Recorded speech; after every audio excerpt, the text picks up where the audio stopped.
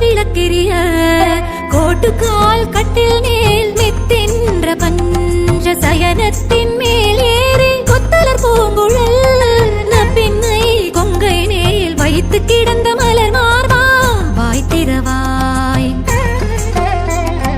குத்து விளக்கெரிய கோட்டுக்கால் கட்டில் மேல் மெத்தென்ற பஞ்ச சயனத்தின் மேல் ஏறி கொத்தலர் பூங்குழல்